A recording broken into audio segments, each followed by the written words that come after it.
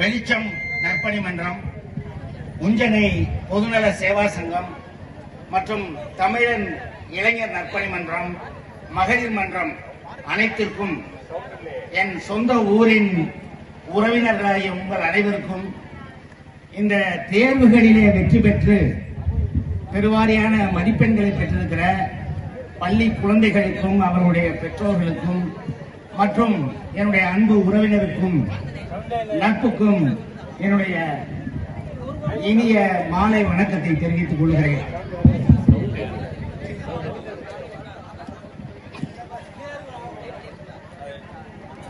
இந்த சொந்த ஊரில் என்னை அழைத்து என்னுடைய உறவினர்களாகிய நீங்கள் இந்த வெளிநாடு வாழ் வெளிச்சம் நற்பணி மன்றத்தின் மூலமாக இங்கே சிறப்பு செய்திருப்பது எனக்கு பெரும் பெருமை சேர்ப்பதாக நான் கருதுகிறேன். ஏனென்றால் இந்த ஊரிலே தான் நம்ம பாரதியார் சொன்ன வரிகள், எங்கள் தந்தையர் நாளென்ற பேச்சினிலே ஒரு சக்தி பிறக்குது மூச்சினிலே. அது மட்டுமல்ல, எந்தையும் தாயும் மகிழ்ந்து கூடாவி இருந்ததும் இந்த ஊர்தான். அந்த வகையிலே எனக்கு பெருமகிழ்ச்சியாக இருக்கிறது. என்னுடைய தந்தையார் இங்கு இந்த தொடக்கத்தில் சேவா சங்கத்தை எல்லாம் தொடங்குவதற்கு உறுதுணையாக இருந்தவர், மலையாளி ஆசிரியர்.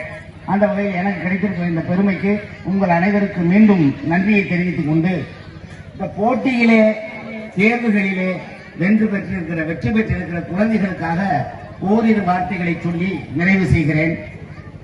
குழந்தைகளே, இன்றைய சூழல் போட்டி மிகுந்த சூழல். நீங்க சாதாரணமா ஒரு தேர்வை வெற்றி பெற முடியாது. நிறைய பேர் படிக்கிறார்கள், நிறைய கல்லூரிகள், நிறைய பள்ளிகள். நீங்கள் சென்றடைய வேண்டிய இடங்களுக்கு ஏகப்பட்ட போட்டிகள் இருப்பதால் இந்த போட்டிகளை கருத்தில் வைத்து அதே நேரத்தில் நம்முடைய சமூகத்தின் சூழலையும் மனதில் வைத்து, ஒரு காலத்தில் நமக்கு பள்ளிகளிலோ கோயில்களிலோ இடமில்லாமல் இருந்தது. ஆனால் அந்த நிலையை மாற்றி அமைத்தவர் அண்ணல் டாக்டர் அம்பேத்கர் அவர்கள். நமது இனத்தைச் சேர்ந்த மாபெரும் சட்ட மேதையாக இந்த நாட்டிலே உருவாகி சட்டங்களை இயற்றி நாமும் சம மனிதர்களாக நடமாடுவதற்கான ஏற்பாடுகளை செய்து தந்தவர் அந்த அண்ணன். அவரை பற்றி உங்கள்கிட்ட என்ன சொல்லணும்னா, உங்களை போன்றவர் தான் டாக்டர் அண்ணல் அம்பேத்கர் அவர்கள். இந்த இளம் வயதில் ரொம்ப கஷ்டப்பட்டு படித்தவர். மெட்ரிகுலேஷன் தேர்வுனா ரொம்ப சாதாரண மதிப்பெண்களை பெற்றவர்.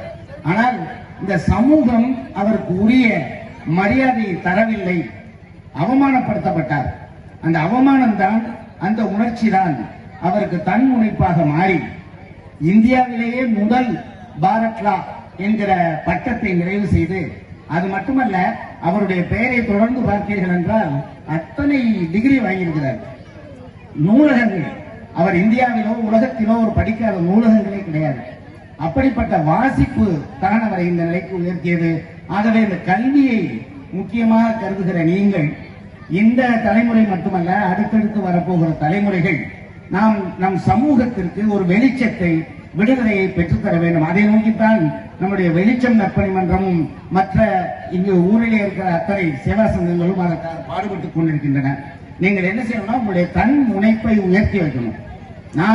என்னால் முடியும், என்னால் சாதிக்க முடியும், நான் யாருக்கும் சளைத்தவர் இல்லை என்கிற ரீதியாக உங்கள் கவனம் முழுமையையும் உங்கள் கல்வியிலேயே செலுத்தி, கவன சிதறல் இப்ப ரொம்ப அதிகமா இருக்கு. அது தொலைக்காட்சியாக இருக்கட்டும், அல்லது மொபைலாக இருக்கட்டும், அலைபேசியாக இருக்கட்டும், நம்முடைய கவன சிதறலின் காரணமாக நேர விரயமாகிறது.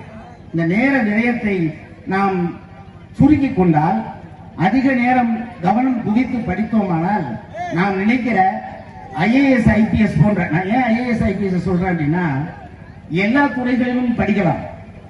ஆனால் அதிகாரம் என்கிற ஒன்று இருக்கிற பொழுதுதான் இந்த ஊருக்கோ அல்லது இந்த மாவட்டத்திற்கோ அல்லது இந்த மாநிலத்திற்கோ கூட ஒரு விடிவெள்ளியாக நாம் திகழ முடியும். ஒவ்வொரு தனி மனிதனால் தான் இந்த உலகம் வெளிச்சம் பெற்றிருக்கிறது. ஒரே ஒரு மனிதன் தான் மின்சாரத்தை கண்டுபிடித்தான். ஒரே ஒரு மனிதன் தான் விமானத்தை கண்டுபிடித்தான். உங்களுக்குள் அந்த ஒரு மனிதர் ஒளிந்திருக்கிறார்.